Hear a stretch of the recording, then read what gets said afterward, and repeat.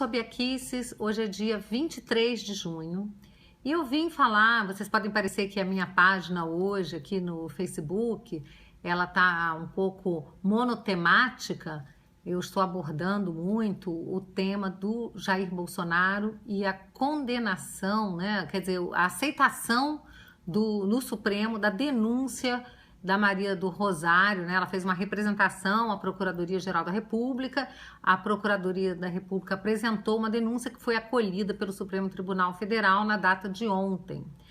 Mas realmente eu estou batendo bastante nessa tecla, porque eu, como advogada, uma pessoa sempre ligada na área do direito, eu fico muito preocupada com a decisão do Supremo Tribunal Federal. E eu vim compartilhar um pouco com vocês essa minha preocupação. Eu sei que muitas pessoas ficam indignadas, mas às vezes não sabem muito bem até o fundamento da indignação, mas tem aquela percepção, né, de que tem algo muito errado. Mesmo sem informação jurídica, todo mundo percebe que tem algo muito estranho, muito errado, que o Jair Bolsonaro está sendo tratado de uma forma indigna pela Corte Superior do Brasil. E eu vim exatamente mostrar isso para vocês com embasamento jurídico. O Supremo Tribunal Federal, por sua primeira turma, na data de ontem, ele fez uma decisão inédita, e não só inédita, como que contraria não só a Constituição Federal, a doutrina, como toda a jurisprudência do STF. Bom, eu colacionei aqui algumas decisões recentíssimas do Supremo Tribunal Federal, da mesma turma, tá? Em sentido contrário, da outra turma, que é a segunda turma, e até do pleno do Supremo. Então, vou começar falando aqui do inquérito 4177 do Distrito Federal, cujo relator, né, da ação foi o ministro Edson Fachin, que ontem julgou pelo acatamento da denúncia do Jair Bolsonaro. Essa decisão, o julgamento desse inquérito, gente, foi no dia 12 de abril deste ano, então é muito recente. Naquela ocasião, era uma ação movida contra o Jean Willis, ok? Meu velho conhecido, Jean.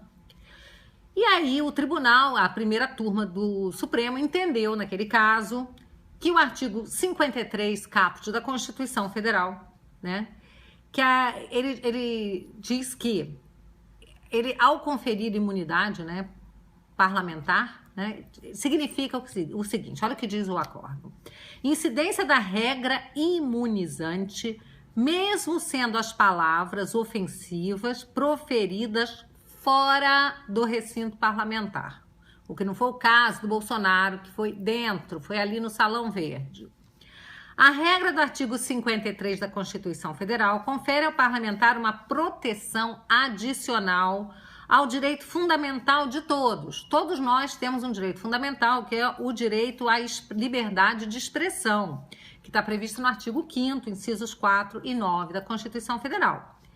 Mas aqui o Supremo está entendendo que a Constituição confere ainda um outro direito ao parlamentar, mesmo quando evidentemente enquadráveis em hipóteses, vejam bem, de abuso do direito de livre expressão.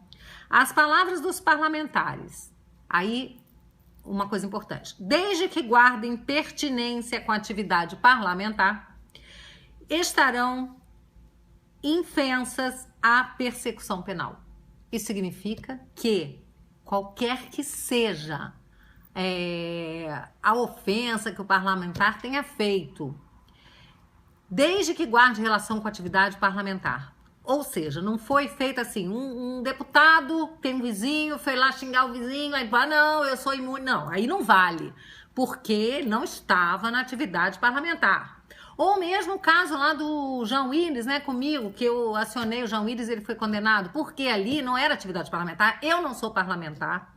Ele veio me agredir no Facebook pelos meus vídeos, tá? Por uma foto, não tinha nada a ver com a atividade parlamentar dele.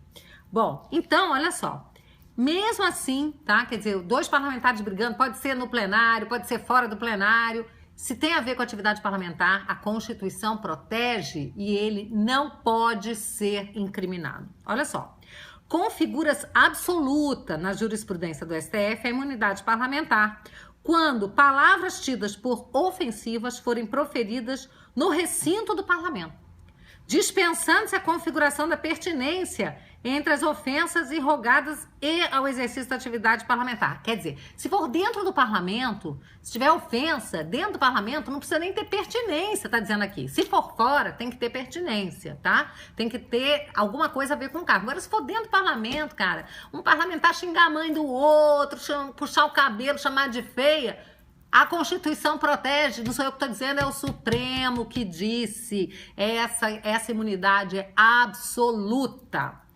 Bom, ficou vencido só, nesse caso, o Marco Aurélio, que tem por hobby ficar vencido, né, gente? Aí eu preciso dizer isso, quem conhece o ministro Marco Aurélio sabe que a coisa que ele mais gosta é ficar vencido. Às vezes ele fica vencido pro bem, às vezes pro mal. Ontem, no caso do Jair Bolsonaro, ele ficou vencido pro bem. Ele foi o único que votou de acordo com a Constituição e com a jurisprudência do Supremo. Às vezes ele fica vencido errado, né? Porque ele gosta mesmo de ficar vencido. Mas ontem o ministro Marco Aurélio acertou. Foi o único que votou com coerência, com acerto de acordo com a Constituição.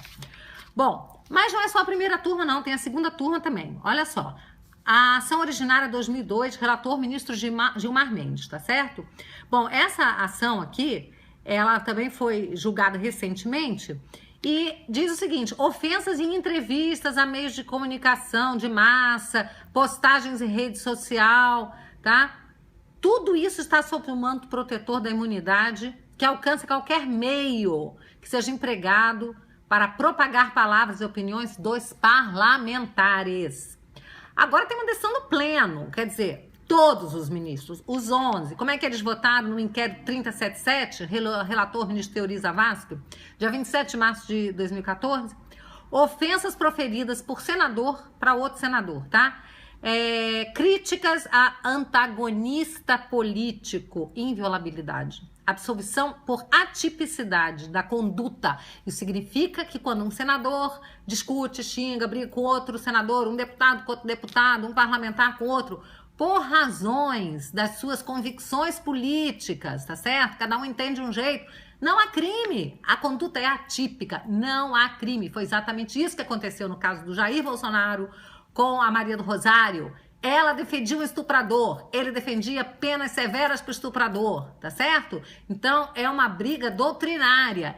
Então, quando ela viu que ele estava falando mal lá, falando que deveria aumentar a pena, falando mal do nosso sistema, ela foi lá se meter na entrevista dele e falou que toda aquela violência dos estupradores era culpa dele. Ele disse, quer dizer que eu sou estuprador? Ela falou, chamou de estuprador. Ele falou, então você é uma vadia, sei lá o quê. Brigaram e é por isso que ele foi condenado. Agora vejam só, ministro Celso de Mello, saiu até uma reportagem agora, dia 21 de junho, no Estadão. Olha só.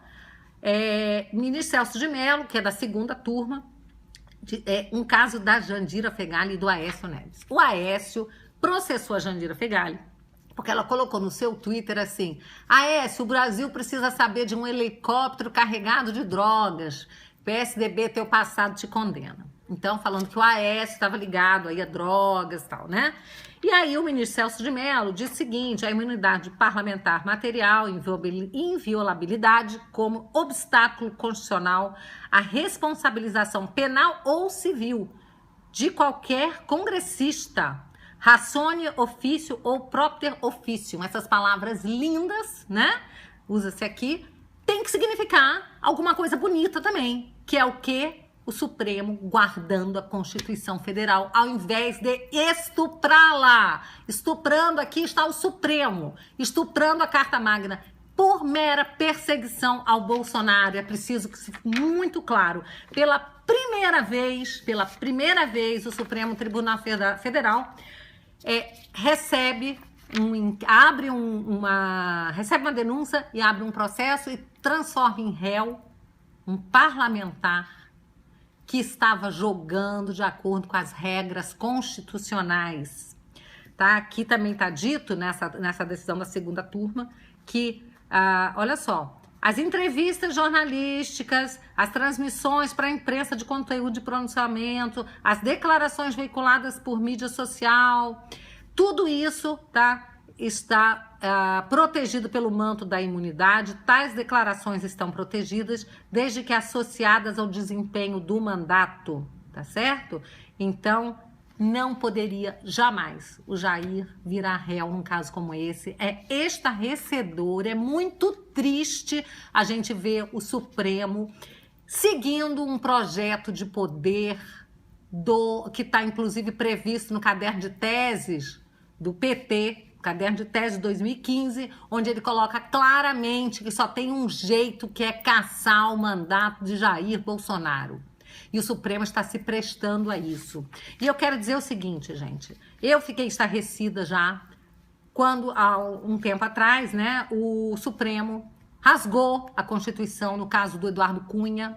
Eu vim para as redes dizer isso e falei o seguinte: jamais o Supremo poderia ter feito o que fez, de suspender o mandato de um parlamentar sem que ele tivesse processado, sem que ele tivesse condenado, tá? E falei o seguinte: olha, o próximo deve ser o Jair Bolsonaro.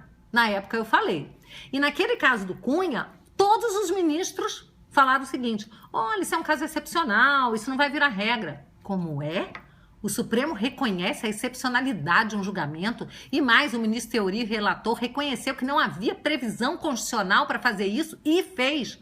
E foi por 11-0, o que é uma coisa muito estranha. Um julgamento a jato, ninguém pede vista, quer dizer, é de arrepiar os cabelos, tá? E eu quero dizer o seguinte, tudo isso aqui que eu tô falando é porque eu defendo a Constituição, eu sou contra essa história de direito achado nas ruas, ativismo judicial, tá? Ministro virando legislador, né? Ministro afrontando, violando as prerrogativas, tá? De um outro poder, no caso aí o poder legislativo.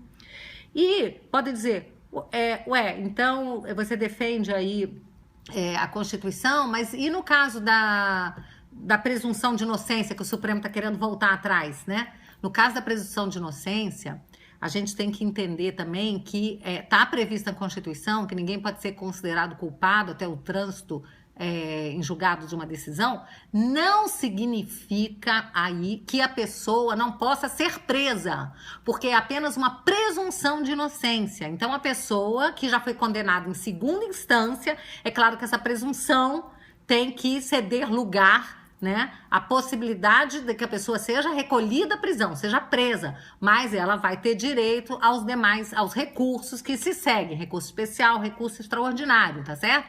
Então, assim, eu defendo que a Constituição seja cumprida em todos os casos, tá?